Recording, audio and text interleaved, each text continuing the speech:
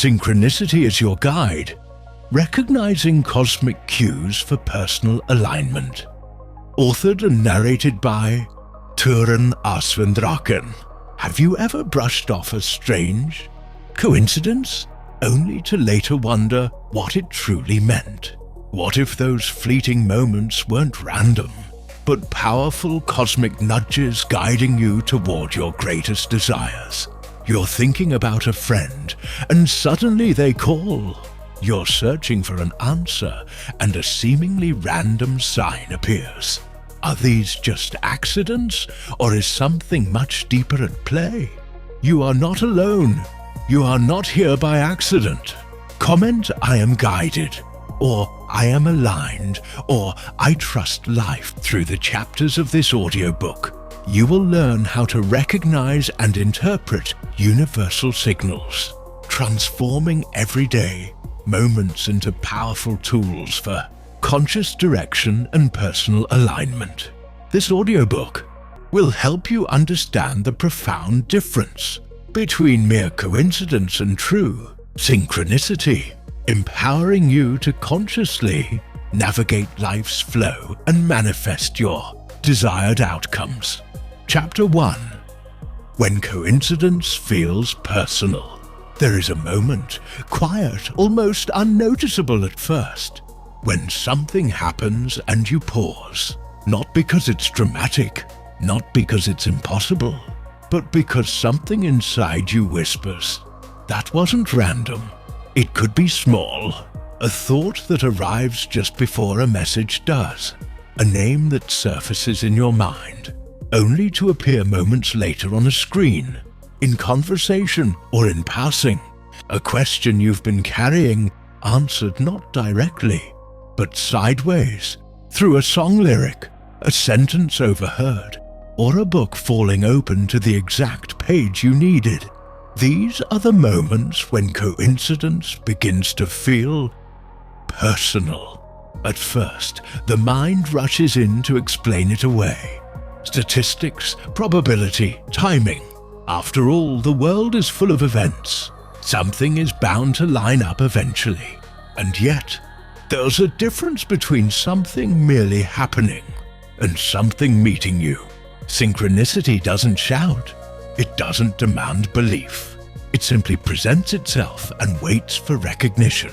And recognition always begins the same way, with a feeling, not excitement, not certainty, but a subtle inner shift, a pause, a soft widening of awareness. You don't think this is a sign. You feel this is for me.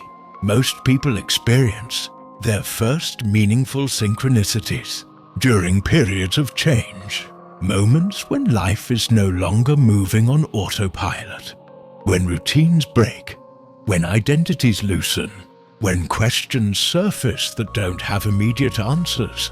Transitions create openings, confusion creates sensitivity, and awakening, whether gentle or disruptive, creates a heightened awareness that allows you to notice what was always there.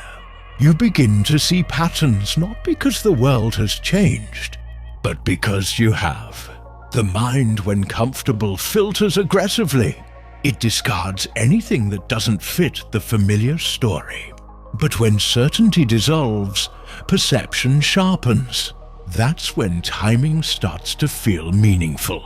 A coincidence is random timing without resonance. Synchronicity is timing that carries meaning for you. Two events may be unrelated in cause, yet deeply connected in significance. And meaning is not something you invent. It's something you recognize. This is an important distinction. Synchronicity is not about controlling life. It's not about predicting the future.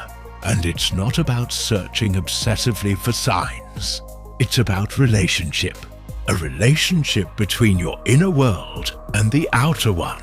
When coincidence feels personal, it's often because something inside you is ready to listen, ready to consider that life may be responsive, that awareness itself participates in reality. That meaning isn't only something you assign after the fact, but something that emerges in the moment. And here is where the experience becomes intimate, because synchronicity doesn't appear to convince you. It appears to invite you, an invitation to trust your perception, to honor your intuition, to acknowledge that not everything meaningful can be proven, measured, or explained.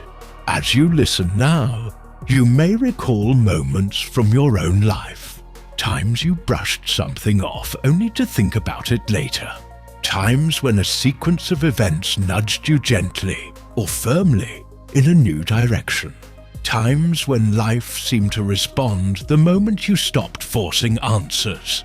These moments matter, not because they promise certainty, but because they awaken awareness. And awareness is where guidance begins. Before we move forward, take a moment, just a moment, to ground this awareness.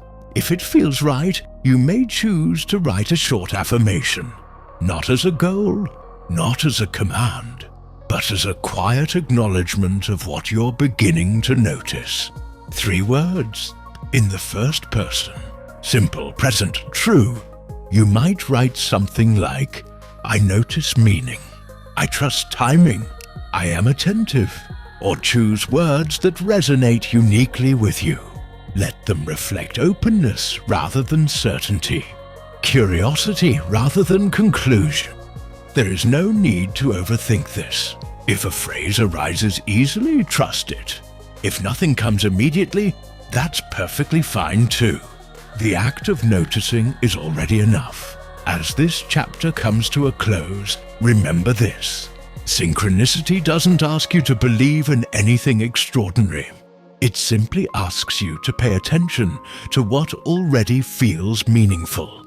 And sometimes, the moment coincidence feels personal is the moment your relationship with life quietly begins to change. Chapter 2.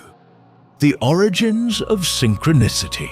Before synchronicity had a name, it was already known.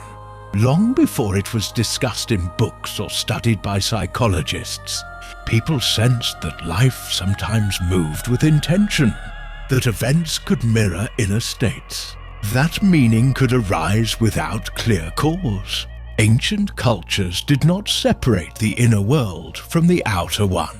Dreams, symbols, omens, and timing were not curiosities, they were communication. The idea that the universe might speak through patterns was not mystical. It was practical. It helped people decide when to plant, when to travel, when to wait. Meaning was woven into the fabric of everyday life. It wasn't until much later that the modern world began to insist on something different, that only what could be measured, repeated, and proven was real. And yet, even in the age of logic, synchronicity refused to disappear. In the early 20th century, a psychologist named Carl Jung gave language to what many had already experienced. He described synchronicity as a meaningful coincidence and a causal connection between events that shared significance but not direct cause.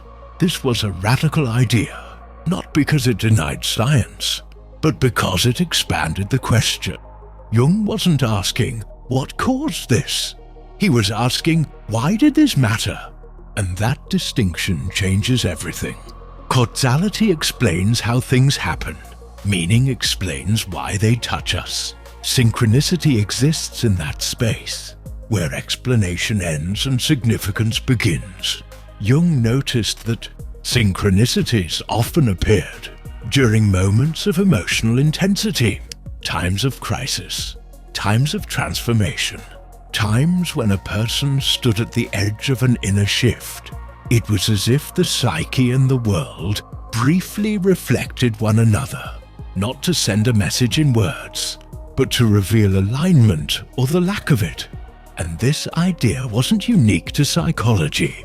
In Taoism, there is the concept of flow, life moving naturally when one is in harmony with the Tao. In indigenous traditions, signs from nature were understood as guidance, not superstition. In mystical traditions across cultures, timing was seen as sacred. What changed was not the experience itself, but how we learned to interpret it. And so synchronicity became something we noticed quietly, often privately, sometimes reluctantly. You might recognize this in yourself. That moment when something meaningful happens and you hesitate to share it. That inner dialogue that says, it probably doesn't mean anything, but it felt like it did. This hesitation is learned, but meaning does not require permission. Synchronicity does not ask to be proven, it asks to be recognized. And recognition is a skill, one that can be refined not through belief, but through attention. Because synchronicity is not random chaos dressed up as mystery, and it is not fate pulling invisible strings. It is a reflection of relationship, a relationship between awareness and experience. When Jung spoke of synchronicity, he was pointing to something subtle yet profound, that inner states and outer events may be connected not by force, but by pattern. Not everything meaningful needs a cause. Some things simply correspond, and correspondence becomes visible when the mind is quiet enough to notice. This is why synchronicity often increases when certainty decreases. When answers fall away, awareness steps forward. And awareness, unlike logic, is receptive. It listens without demanding explanation. It observes without trying to control.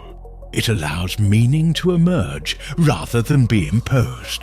As you reflect on this, you may begin to sense a shift, a softening of the need to label experiences as coincidence or destiny, a willingness to let them exist as meaningful without being defined. This openness is essential, because the moment you try to force meaning, synchronicity retreats.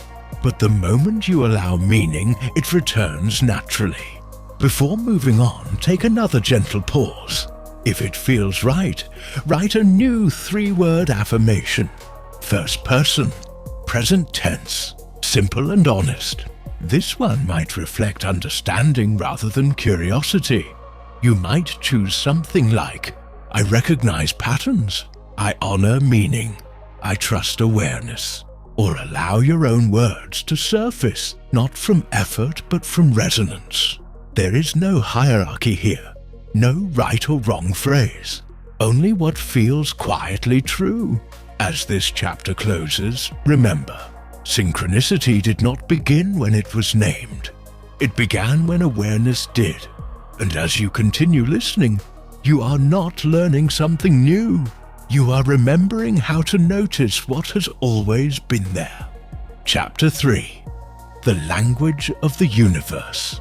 If synchronicity has an origin, then it also has a language, not one made of words, but of symbols, timing and resonance. The universe does not communicate in sentences. It communicates in patterns, and patterns are felt before they are understood. This is why synchronicity often arrives indirectly, through repetition rather than instruction, through suggestion rather than command. A phrase you keep hearing, a symbol that follows you, a situation that echoes itself in new forms.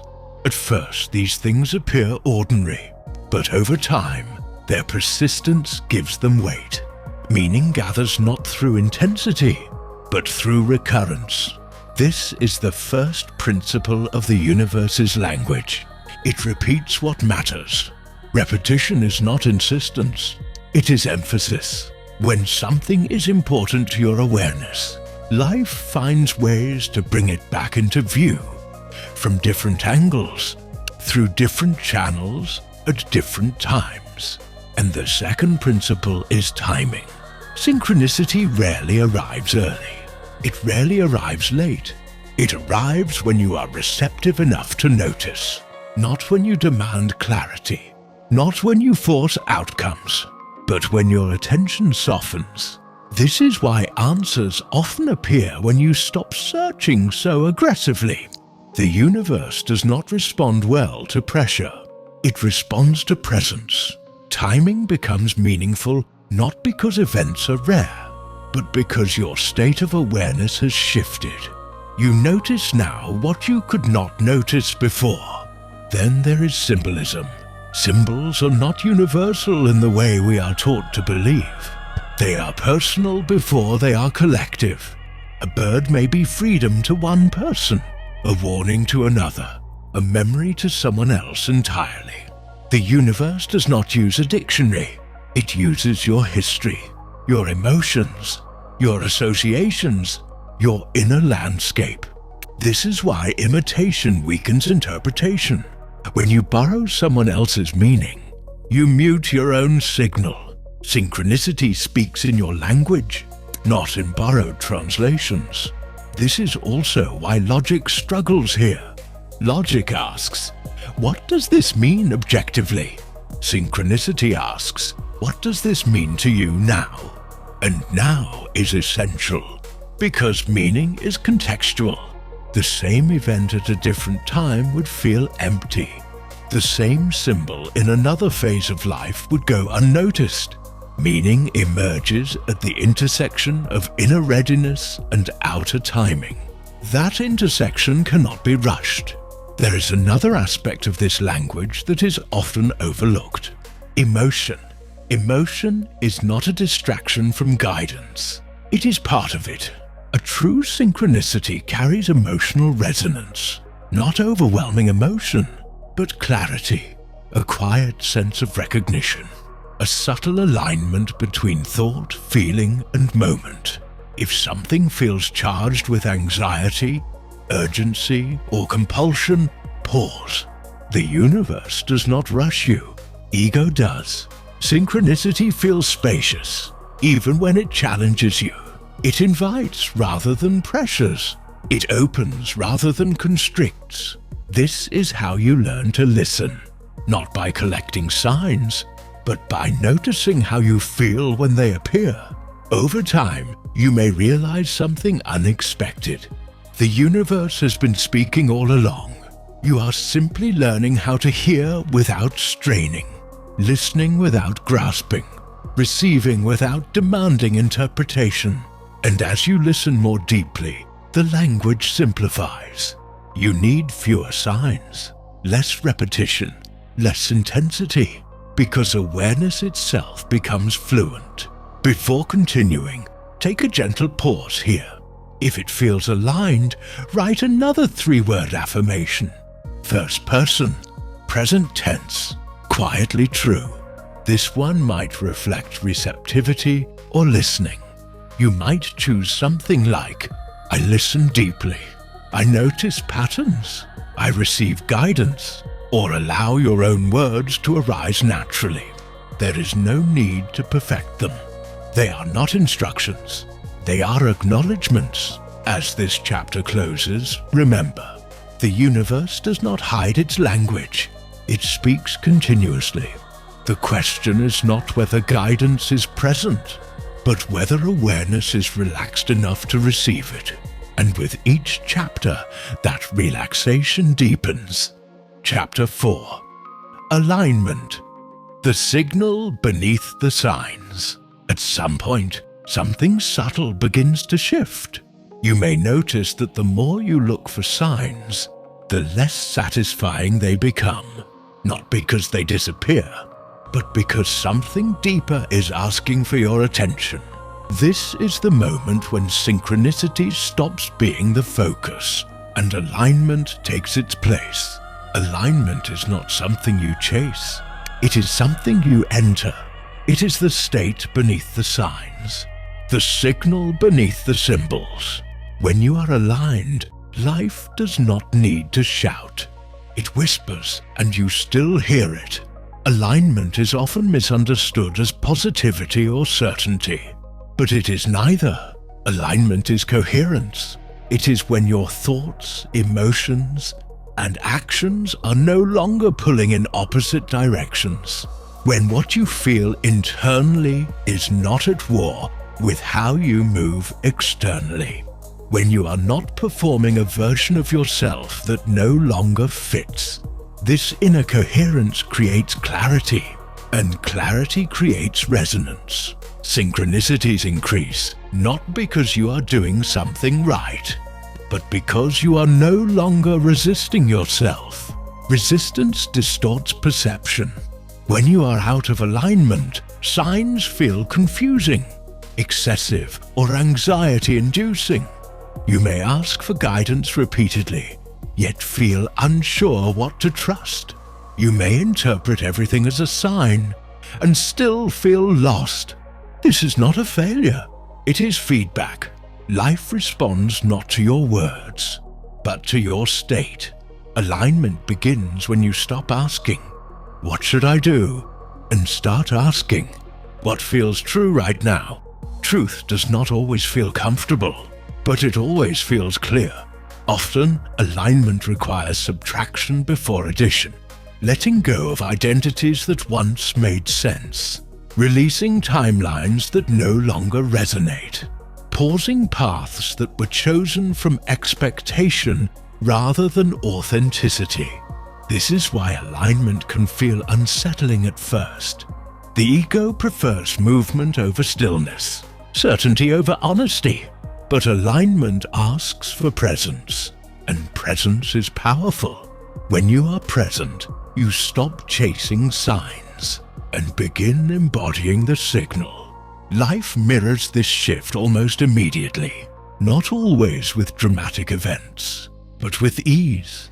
Conversations flow more naturally. Decisions feel simpler. Opportunities appear without force. Synchronicity becomes less spectacular and more consistent. This is a crucial transition, because the goal was never to collect signs. The goal was to become receptive enough that signs were no longer necessary. When alignment is present, guidance is continuous. You don't need constant confirmation. You don't need repeated symbols. You trust your internal compass because it feels stable. And when a synchronicity does appear, it feels affirming rather than corrective. It says, "Yes, this direction," not "Please pay attention." Alignment does not mean life becomes predictable. It means your relationship with uncertainty becomes peaceful. You move without forcing. You choose without urgency. You trust without needing proof. Before we move on, take another pause here. If it feels right, write a new 3-word affirmation. First person, present tense, grounded and steady. This one may reflect coherence or inner truth. You might choose something like, "I am aligned," "I trust myself," "I move clearly," or allow your own words to surface, not aspirational, but honest. Alignment is not about becoming someone new. It is about stopping the effort to be someone else. As this chapter closes, remember, synchronicity is not the destination. Alignment is. And when alignment becomes your baseline, life no longer needs to get your attention. It already has it. Chapter 5. Emotional resonance as a compass. There is a reason synchronicity is felt before it is understood. Meaning does not arrive through thought first. It arrives through sensation, a tightening in the chest, a soft expansion, a sudden stillness, a quiet sense of clarity that does not need explanation. These responses are not distractions. They are signals. Emotion is often treated as something to manage, suppress, or rise above. But in the context of guidance, emotion is not noise. It is data. Not all emotion is guidance, but all guidance carries emotional resonance. The key is learning to distinguish between emotional reaction and emotional recognition. Reaction is fast, urgent, and often rooted in fear or expectation. Recognition is calm, steady, and spacious. Fear demands immediate answers. Intuition invites patience. This distinction matters because many people mistake anxiety for guidance or excitement for certainty. True emotional resonance does not overwhelm.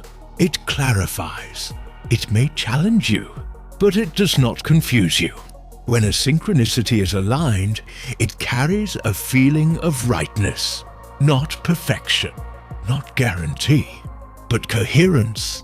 Your body often knows this before your mind catches up. This is why emotional awareness is essential to understanding synchronicity. Without it, symbols become misleading, timing becomes confusing, and signs become something you chase rather than receive. Emotional resonance acts as a compass, not pointing toward outcomes, but toward alignment. It helps you sense when something fits, even if you don't yet know why. And when something doesn't, even if it looks perfect on paper, many people learn to distrust this inner response. They override it with logic. They rationalize discomfort. They push through misalignment in the name of progress. And yet life continues to send feedback, not as punishment, but as redirection, a repeated sense of resistance, a pattern of exhaustion, a persistent unease that doesn't resolve with action. These are not failures. They are signals asking you to slow down and listen more closely. Emotional resonance becomes clearer with presence. When you are rushing, everything feels urgent. When you are grounded, guidance becomes distinct. This is why stillness is so powerful. Stillness is not inactivity. It is attunement. In stillness, you begin to notice which feelings pass quickly and which remain. Passing emotions inform, lingering emotions guide. A fleeting fear may simply be habit. A persistent sense of constriction may be misalignment. Likewise, fleeting excitement may be novelty. A steady sense of openness may be truth. The body does not lie, but it speaks softly. You must be willing to listen without immediately acting. This is how emotional resonance becomes reliable. Not by demanding certainty, but by allowing awareness. As your sensitivity increases, you may notice something subtle. Synchronicities that once felt thrilling now feel unnecessary, and moments of quiet clarity feel far more valuable. This is growth. You are no longer dependent on signs. You are developing internal coherence. Emotion becomes a guide rather than an obstacle. Before we continue, pause here. If it feels aligned, write another 3-word affirmation. First person, present tense, embodied and calm. This one may reflect trust in inner sensing. You might choose something like, I trust resonance, I feel clearly, I listen within, or allow your own words to arise, not from thought, but from feeling. There is no rush. The more you honor emotional resonance, the clearer life's guidance becomes. As this chapter closes, remember, synchronicity does not bypass your emotions. It moves through them. And when you learn to listen to what you feel, not impulsively but attentively, emotion becomes your most reliable compass. Chapter 6: Signs, Symbols, and Patterns. As awareness deepens, something interesting begins to happen.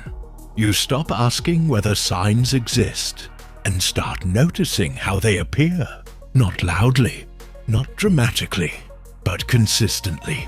Signs are rarely extraordinary on their own. What gives them meaning is pattern. A single event may be coincidence. A repeated experience invites attention. Patterns are the grammar of synchronicity. They form quietly, through repetition, timing, and relevance. You see the same number again and again. You hear the same phrase from different sources. You encounter the same theme woven through unrelated moments. At first, the mind tries to categorize, to search for universal meanings, to decode symbols, as if there were a fixed rulebook. But this is where many people lose clarity, because symbols are not universal instructions. They are personal reflections. A symbol carries meaning because of your relationship to it. The universe does not send messages in a shared language. It speaks through your memory, your emotions, and your lived experience. What feels significant to you is significant for you. This is why borrowed interpretations often feel hollow. When you rely on someone else's meaning, you bypass your own resonance. And resonance is the key. A true symbol does not require explanation. It evokes recognition. You don't ask, "What does this mean?" You feel this matters. Patterns strengthen that feeling, not by overwhelming you, but by returning gently, again and again, until awareness catches up. This repetition is not insistence. It is patience. Life does not rush your understanding. Patterns emerge most clearly when you are not hunting for them. The moment you begin scanning obsessively, everything looks like a sign, and nothing feels meaningful. Discernment is essential. A meaningful pattern carries emotional neutrality or calm clarity. It does not provoke urgency. It does not demand immediate action. Urgency is often ego-seeking certainty. Guidance is spacious. Another important distinction is frequency. Signs that appear only when you are anxious are often reflections of that anxiety. Signs that appear consistently across emotional states carry more weight. Consistency over intensity. And then there is timing. Patterns appear when you are ready to notice them, not before. They do not force decisions. They accompany awareness. This is why signs often fade once you acknowledge them. Their purpose is not to entertain. It is to orient. Once orientation is achieved, repetition is no longer necessary. As you become more attuned, patterns simplify. You may notice fewer symbols, but deeper clarity. This is not loss. It is refinement. You are learning the difference between noise and signal, and eventually you realize something profound. You were never meant to follow signs blindly. You were meant to understand yourself through them. Before we continue, pause here. If it feels aligned, write another 3-word affirmation. First person, present tense, grounded and discerning. This one may reflect clarity or personal interpretation. You might choose something like, "I discern meaning," "I notice patterns," "I trust resonance," or allow your own words to emerge naturally, without comparison, without effort. As this chapter closes, remember, signs are not instructions, symbols are not commands, patterns are not guarantees, they are mirrors. And the clearer you see yourself, the clearer life reflects back. Chapter 7. Synchronicity. During transition and awakening, there is a time in life when synchronicity seems to multiply. Not gradually, but suddenly. Moments stack, patterns accelerate, meaning appears everywhere. This often happens during transition, when something old is ending and something new has not yet taken shape. Transitions dismantle certainty. They loosen identity. They interrupt momentum. And in that interruption, awareness sharpens. You may notice this during career changes, relationship shifts, loss, relocation, or internal awakenings that have no obvious external cause. Life pauses the familiar rhythm, and in that pause, guidance becomes louder, not because life is trying to convince you, but because you are more available to listen. Awakening is not always dramatic. Sometimes it arrives as disorientation, a sense that what once made sense no longer does, a quiet recognition that you cannot return to who you were. This in-between space is fertile. It is where synchronicity thrives, because when identity loosens, perception widens. You are no longer filtering reality through rigid expectations. You are watching, listening, receiving. This openness allows patterns to surface rapidly, not to overwhelm you, but to orient you. During transitions, synchronicity often serves as reassurance, a reminder that you are not lost, even if you feel uncertain.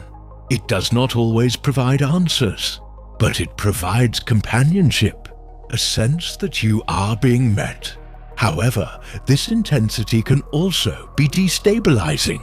When meaning appears everywhere, it's tempting to grasp, to seek certainty in signs, to look for permission rather than clarity. This is where balance becomes essential. Synchronicity during awakening is not meant to replace discernment. It is meant to support it. If you feel compelled, rushed, or anxious, pause. True guidance does not demand immediate action. It invites integration. Transitions require patience, not passive waiting, but conscious presence. Many people attempt to move too quickly through this phase. They want resolution before readiness. But awakening unfolds in layers. Each layer asks for honesty, not answers. Synchronicity accompanies this process like a quiet companion, appearing when reassurance is needed, fading when independence strengthens. As awareness stabilizes, the intensity naturally decreases. This is not a loss of connection. It is maturation. You no longer need constant confirmation. You are learning to trust yourself, and trust is the deepest form of alignment. Before continuing, take a pause here. If it feels aligned, write another 3-word affirmation. First person, present tense, steady and grounding. This one may reflect stability during change.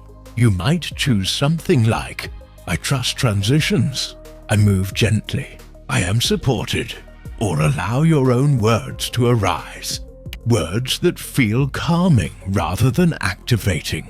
As this chapter closes, remember, synchronicity often increases when certainty decreases, not to confuse you, but to remind you that guidance does not disappear in the unknown. It becomes more intimate. Chapter 8. When not to follow a sign. As awareness grows, discernment becomes essential. Not everything that feels meaningful is guidance, and not every pattern is meant to be followed. This is an important turning point, because synchronicity, when misunderstood, can become confusing rather than clarifying. There are moments when a sign appears, and instead of calm recognition, it creates urgency, a pressure to act, a fear of missing out, a sense that if you don't move now, something will be lost. This is not guidance. True guidance does not rush you. It does not threaten you with consequences. It does not demand obedience. Urgency is a signal, but not from alignment. Often, it comes from the ego's need for certainty. The ego wants reassurance. It wants direction without ambiguity. It wants meaning to resolve discomfort, and it can easily disguise itself as intuition. This is where many people stumble. They begin to interpret everything as a sign. They attach meaning prematurely. They outsource responsibility to symbols rather than clarity. This creates dependency. But synchronicity was never meant to replace agency. It was meant to support awareness. A meaningful sign feels grounding, not destabilizing. It expands perspective rather than narrowing it. If a sign makes you anxious, pause. If it creates compulsion, slow down. If it demands action without reflection, step back. Guidance can wait. Another important distinction is repetition without integration. If the same sign appears again and again, and confusion increases rather than resolves, it may not be a call to act. It may be a call to reflect.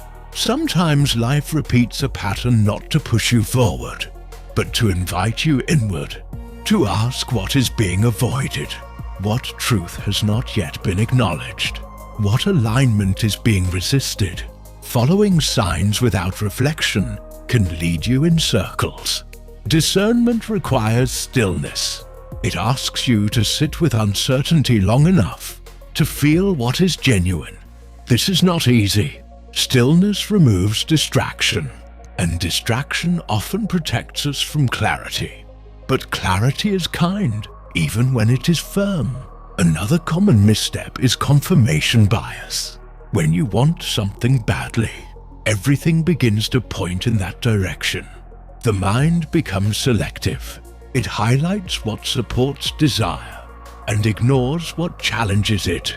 True guidance remains neutral. It does not flatter you. It does not confirm fantasies. It does not promise outcomes. It supports alignment, not attachment. Sometimes the most aligned response to a sign is to do nothing, to wait, to watch, to let meaning mature. This restraint is not resistance. It is respect. Respect for timing. Respect for complexity. Respect for your own readiness. Before we continue, pause here. If it feels appropriate, write another 3-word affirmation. First person, present tense, grounded and clear. This one may reflect discernment and trust in restraint.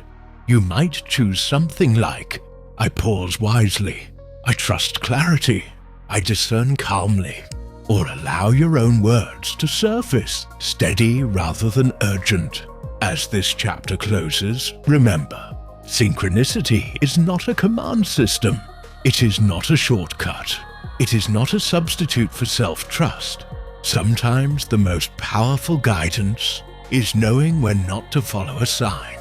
And that knowing comes from alignment, not interpretation. Chapter 9. Co-creating with life. Until now, you have learned to notice, to pause, to discern, to feel, and this is essential. But awareness alone is only part of the journey. There comes a point when synchronicity moves from observation into participation, from reflection into co-creation. Co-creating with life is not about controlling outcomes. It is not about forcing signs to appear. It is not about manifesting according to a rigid plan. It is about responding to the guidance you receive, with conscious presence, aligned action, and openness. Life is not a one-way street. It is a conversation. You notice a pattern. You feel resonance. You pause. And then you act. But your action is not born of fear, obligation, or expectation. It is born of trust, clarity, and choice. This is the heart of co-creation.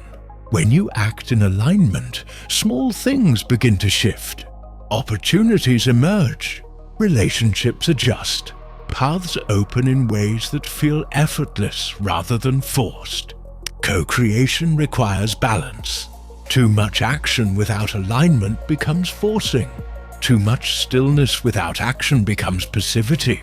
The sweet spot lies in responsiveness, a state where intuition, emotional resonance, and conscious choice converge. It is a dance, sometimes forward, sometimes still, sometimes sideways. Notice how life responds differently when you act from this place. Not because you command it, but because your energy has shifted. Your inner coherence attracts corresponding outer circumstances. This is the subtle power of alignment combined with action. And yet co-creation is rarely linear. Life is rarely predictable. The universe does not follow scripts. Signs may appear differently. Patterns may rearrange. And guidance may feel contradictory. But when you remain anchored in presence, clarity, and intention, you can navigate uncertainty without panic. You can trust the process without needing proof. Another key aspect of co-creation is clarity in intention. This does not mean demanding outcomes. It does not mean wishing for perfection. It does mean asking yourself, what feels true right now? What aligns with my values and inner guidance? Where am I willing to act without attachment to results? Action guided by presence and intention is not rushed. It is deliberate. It is responsive. It is alive. Before continuing, pause here. If it feels aligned, write another 3-word affirmation. First person, present tense, reflective of conscious participation. You might choose something like, I act consciously, I create aligned, I respond openly, or allow your own words to emerge naturally. Words that reflect responsiveness rather than effort. As this chapter closes, remember, synchronicity is not a substitute for action. It is a guide. Alignment without participation remains potential. Action without alignment becomes friction. Co-creation is the meeting point, where awareness, presence, and choice intersect. And when you step into this intersection, life begins to move with you, not against you. Chapter 10, Synchronicity and Manifestation. Synchronicity often feels like a series of gentle nudges, but when combined with conscious alignment and action, these nudges can become powerful signals for manifestation. Manifestation is not about wishing or forcing outcomes. It is about bringing your inner coherence into the external world.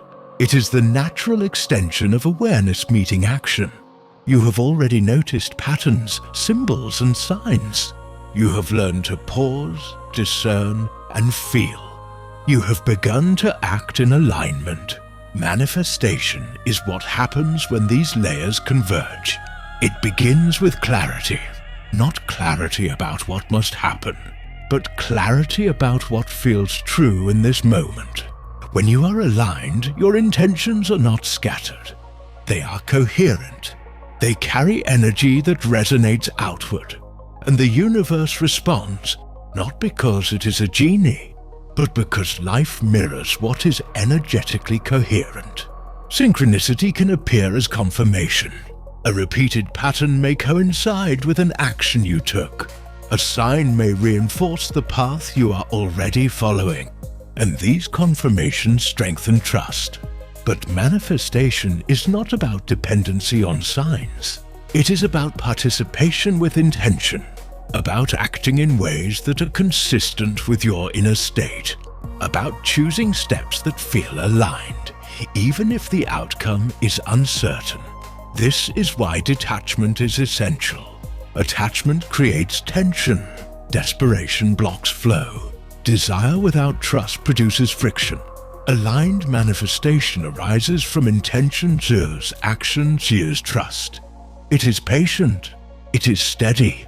It does not demand immediate results, and yet it is powerful. When you act in alignment, life begins to conspire. Doors open in unexpected ways. Connections form naturally. Opportunities appear at just the right time. This is not magic. It is the natural consequence of coherence. Sometimes manifestation moves quickly. Sometimes it unfolds slowly. Timing is rarely predictable, but resonance is always consistent. And synchronicity is the whisper, reminding you that your internal and external worlds are in dialogue. Before we continue, pause here. If it feels aligned, write another 3-word affirmation. First person, present tense, focused on intentional creation. You might choose something like, I create aligned, I trust timing, I manifest consciously, or allow your own words to arise naturally. Words that reflect trust, clarity, and active participation. As this chapter closes, remember, manifestation is not about forcing reality. It is about allowing reality to respond to your aligned state. Synchronicity and manifestation are partners. Signs guide, patterns inform, but you are the active participant. The more aligned you are, the more effortlessly your intentions take shape, and the more clearly you recognize the interplay between guidance, action, and unfolding life. Chapter 11. Living in Dialogue with the Universe. Up until now, we have explored noticing, discerning, and acting. But there is a deeper dimension, living in dialogue with the universe. Dialogue is not one-sided. It is not simply receiving guidance or waiting for signs. It is an ongoing conversation. A conversation that requires presence, attention, and openness. When you live in dialogue with life, you stop seeing events as isolated. You stop labeling things as coincidence or chance. Instead, you begin to notice subtle responses to your thoughts, choices, and awareness. Life begins to feel responsive, because it is. This does not mean everything happens exactly as you want. It does not mean you control outcomes. It means you participate consciously. Dialogue requires listening, not just hearing, not just thinking, but feeling, pausing, observing. Sometimes the response is obvious. A sign appears. A message resonates. A path opens. Sometimes the response is subtle. A feeling of ease, a shift in energy, a quiet confirmation that you are on track. The key is noticing both. Small acknowledgements are as powerful as large ones. A gentle nudge may carry more wisdom than a dramatic event. Dialogue also requires presence in your daily life. You don't need to wait for dramatic synchronicities. Every interaction, every moment can be part of the conversation. A look, a word, a number, a memory, all of these can be signals if you are receptive. The more you engage with life consciously, the more synchronicity flows naturally. This is not about obsession. It is about alignment. You do not try to force meaning into events. You allow awareness to notice patterns that were always there. As your perception expands, your actions become guided by both intuition and reflection. You notice when to step forward, when to wait, when to release. Life becomes fluid, flexible, responsive. And this fluidity brings a profound sense of ease. You begin to see that life is not happening to you. It is happening with you. Even moments of challenge, confusion, or uncertainty are part of the conversation. They are invitations to pause, observe, and respond with clarity. Before we continue, take a gentle pause. If it feels aligned, write another 3-word affirmation. First person, present tense, reflective presence and dialogue. You might choose something like, I am receptive, I respond consciously, I live aligned, or allow your own words to arise naturally. Words that reflect attunement, not effort. As this chapter closes, remember, dialogue with the universe is ongoing. It is not dependent on extraordinary events. It is woven into the ordinary moments of your life. And the more present you are, the more you notice life's responses. This is the practice of living in alignment, not chasing signs, not demanding outcomes, simply engaging, listening, and participating consciously. Chapter 12. Becoming the Signal. All that you have learned, noticing, discerning, aligning, co-creating, listening, culminates in this final shift. Becoming the signal, not waiting for signs, not seeking guidance externally, not interpreting events, but embodying alignment so fully that life naturally responds to your presence. When you become the signal, synchronicity is no longer occasional. It is constant, subtle yet pervasive. Your state of being resonates outward. Your thoughts, feelings, and actions harmonize. Your awareness touches life in ways both visible and unseen. life stops feeling like a series of events. It begins to feel like a conversation in which you are already fluent. This does not mean life is predictable. It does not mean you control outcomes. It means you respond from coherence rather than confusion. Every interaction becomes a reflection of your inner state. Every pattern carries clarity. Every symbol resonates naturally. In this state, you no longer chase synchronicity. You do not need confirmation. You trust timing. You honor intuition. You act with presence.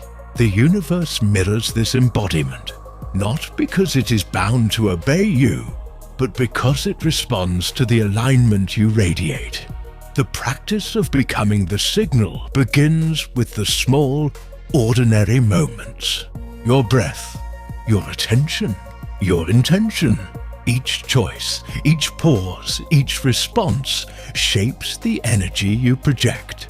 Synchronicity is no longer about noticing patterns. It is about being aligned, being coherent, being present. Before we pause for reflection, take a moment.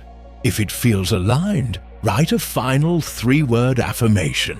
First person, present tense, embodied and grounded.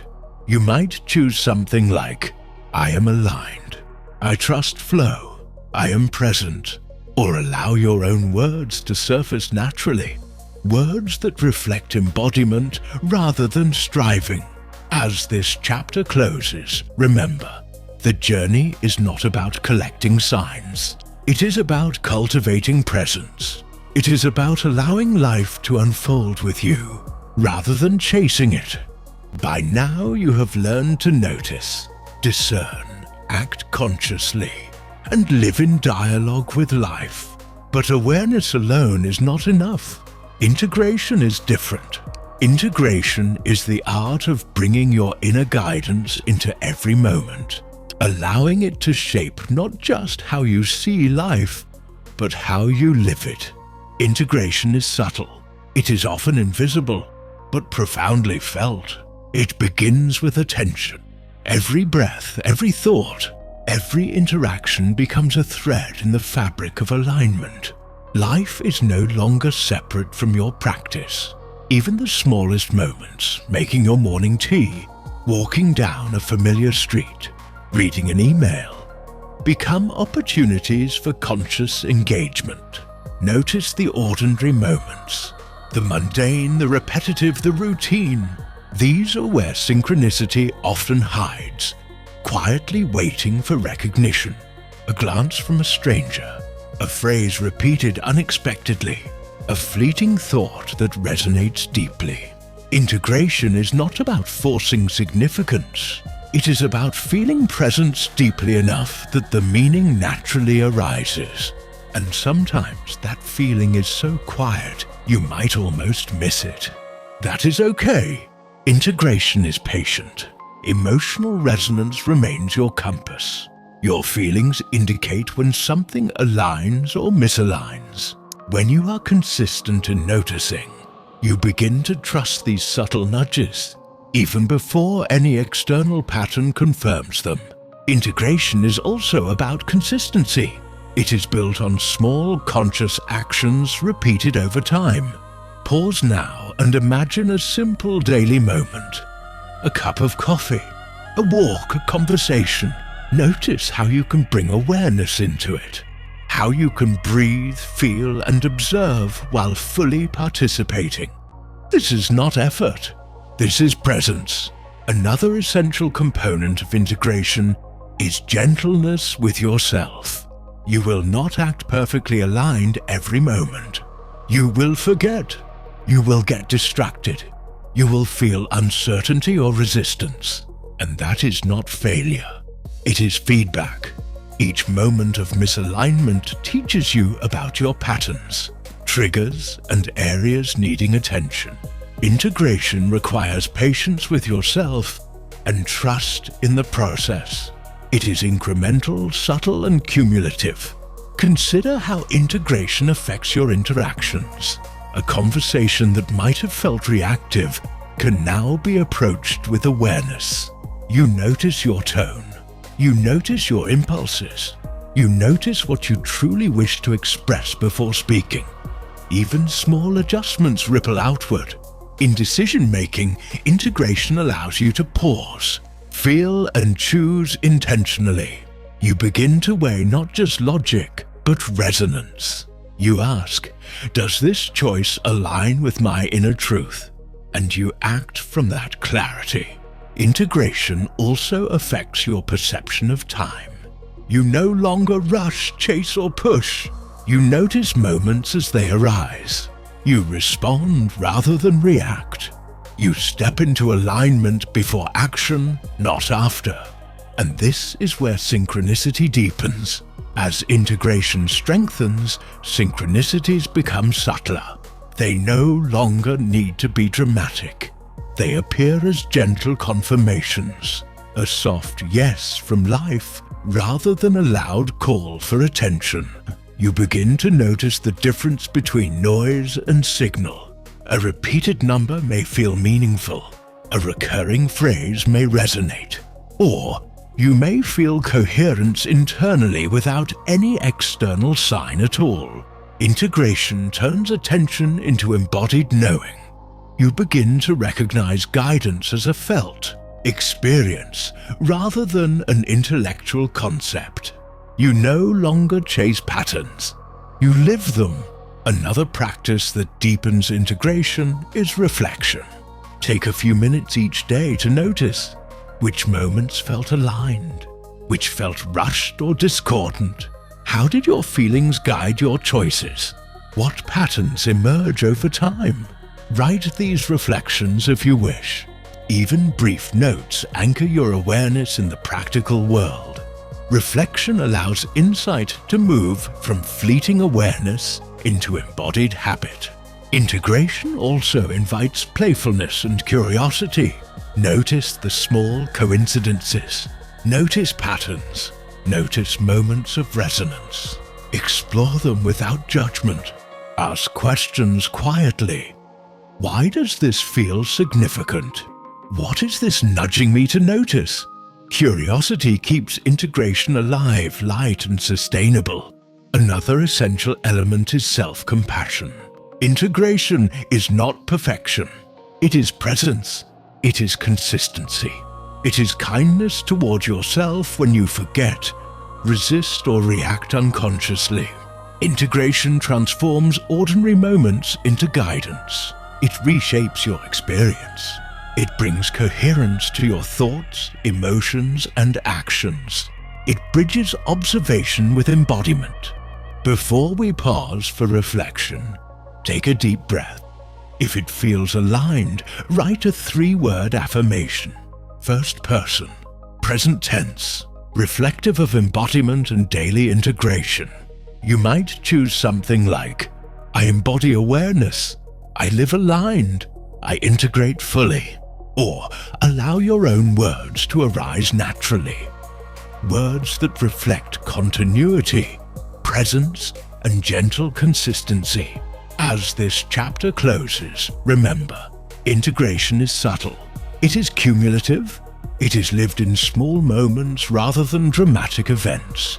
The more you integrate, the more prepared you are to become the signal itself. To embody alignment, presence, and coherence in every aspect of your life. And with that integration comes ease, clarity, and trust. Your inner and outer worlds begin to move in harmony. Life no longer feels fragmented, but coherent, responsive, and alive. You have learned to notice. You have learned to discern. You have learned to act consciously. You have learned to live in dialogue. Now, you embody the guidance itself. You are not separate from synchronicity. You are its living expression. Life flows more effortlessly, not because it is easier, but because you are aligned. Not because everything goes as planned, but because you navigate with clarity, trust, and presence. And with each breath, each moment, each choice, you radiate coherence. You have become the signal. Closing invocation embodying alignment. Take a deep breath now. Let the awareness you've cultivated over these chapters settle into your body. Feel the alignment you have been nurturing. Notice the coherence between thought, feeling, and action. You are present. You are aware. You are the signal. Allow this sense of clarity to radiate outward, not as effort, not as performance, but as quiet authority, calm, and trust. Every choice, every pause, every breath is a moment of alignment. Life responds not because you control it, but because you move with it. And now, carry this practice into your everyday life. Notice the subtle synchronicities. Feel the resonance of your intuition. Act consciously. Step into alignment. If this content resonated with you, share it with someone who is ready to elevate their presence and wealth. Drop a comment with your 3-word affirmation, your biggest takeaway, or how you're stepping into alignment. Your words might inspire someone else. And don't forget to subscribe to stay connected. More insights, guidance, and exercises are coming, all designed to help you embody consistency, calm, and authority in your life. Take one final grounding breath. Exhale tension. Inhale alignment. Know that the signal you have cultivated within is always present. You are guided. You are aligned. You trust life. And so the journey continues, effortlessly, intentionally, and in harmony with the flow of the universe.